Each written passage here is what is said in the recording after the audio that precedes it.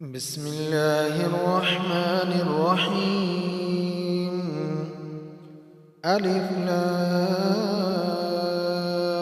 را. تلك آيات الكتاب الحكيم. أكان للناس عجبا أن أوحينا إلى رجل منهم أن أنذر الناس وبشر الذين آمنوا أن لهم قدم صدق عند ربهم. قال الكافرون إن هذا لساحر مبين. إن ربكم الله الذي خلق السماوات والأرض في 6 أيام ثم استوى على العرش يدبر الأمر. ما من شفيع إلا من بعد إذنه. ذلكم الله ربكم فاعبدوه أفلا تذكرون. إليه مرجعكم جميعا وعد الله حقا. إنه يبدأ الخلق ثم يعيده ليجزي الذين آمنوا وعملوا الصالحات بالقسط، والذين كفروا لهم شراب من حميم وعذاب أليم بما كانوا يكفرون. هو الذي جعل الشمس ضياء والقمر نورا وقدره منازل لتعلموا عدد السنين والحساب. ما خلق الله ذلك إلا بالحق. يفسر الآيات لقوم يعلمون. إن في اختلاف الليل والنهار وما خلق الله في السماوات والأرض لآيات لقوم يتقون.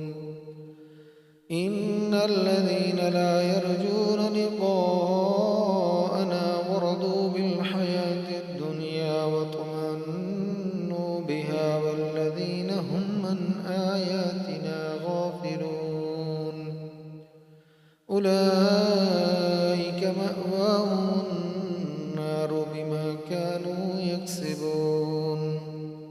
إن الذين آمنوا وعملوا الصالحات يهديهم ربهم بإيمانهم تجري من تحتهم الأنهار في جنات النعيم. دعواهم فيها سبحانك اللهم وتحيتهم فيها سلام. وآخر دعواهم أن الحمد لله رب العالمين. ولو يعجل الله للناس الشر استعجالهم بالخير لقضي إليهم أجلهم فنذر الذين لا يرجون لقاءنا في طغيانهم يعمهون. وإذا مس الإنسان الضر دعانا لجنبه أو قاعدا أو قائما فلما كشفنا عنه ضره مر كأن لم يدعنا إلى ضر مسه. كذلك زين للمسرفين ما كانوا يعملون.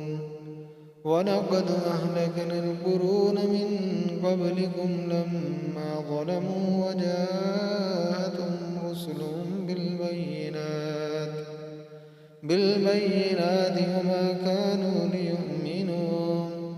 كذلك نجزي القوم المجرمين. ثم جعلناكم خلائف في الأرض من بعدهم لننظر كيف تعملون. وإذا تتلى عليهم آياتنا بينات قالوا ما هذا إلا رجل يريد. وإذا تتلى عليهم آياتنا بينات قال الذين لا يرجون لقاءنا بقرآن بقرآن غير هذا أو بدله قل ما يكون لي أن أبدله من تلقاء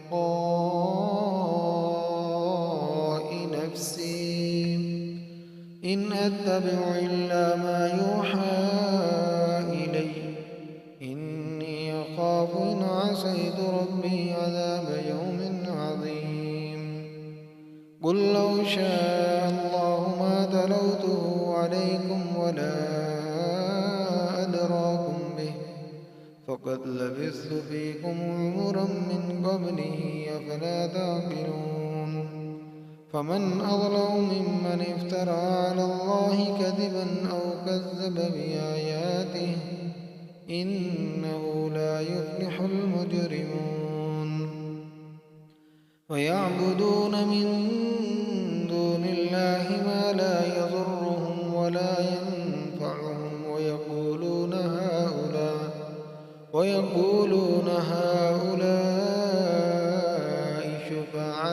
شفعاؤنا عند الله قل أتنبئون الله بما لا يعلم في السماوات ولا في الأرض سبحانه وتعالى عما يشركون وما كان الناس إلا أمة واحدة فاختلفوا ولولا كلمة سبقت من ربك لقضي بينهم فيما فيه يختلفون ويقولون لولا أنزل عليه آية من ربه فقل إنما الغيب لله فانتظروا إني معكم من المنتظرين